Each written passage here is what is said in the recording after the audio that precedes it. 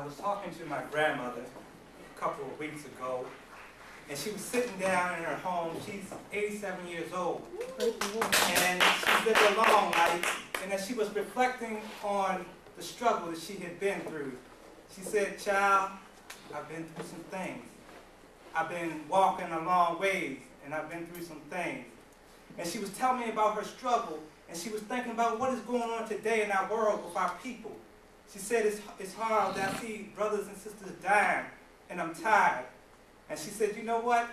I've been in prison for a long time." She said, "I want to be free."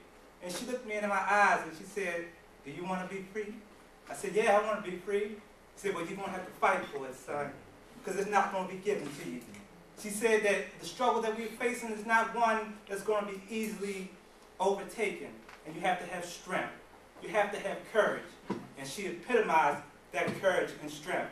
And so as I looked at my students, and I see courage and strength in their eyes, I see the hope of the future that we have for ourselves today. And as I look at the brothers and sisters in here, I see hope and the courage. If we're going to get free, how are we going to get free? Who's going to do it?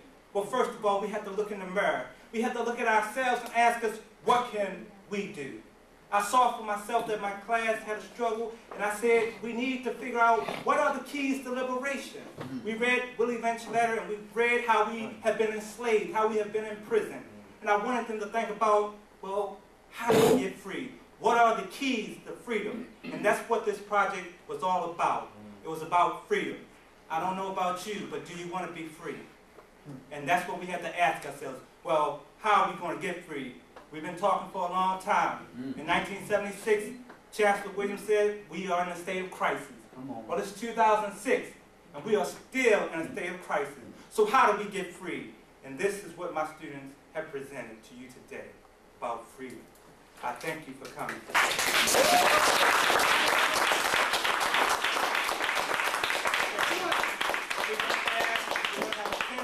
Question and answer session. You can ask my students any questions that you want to, that you have on your mind about what we have presented, and we can have a dialogue about what they have been. So at this time, could you come to the front, please?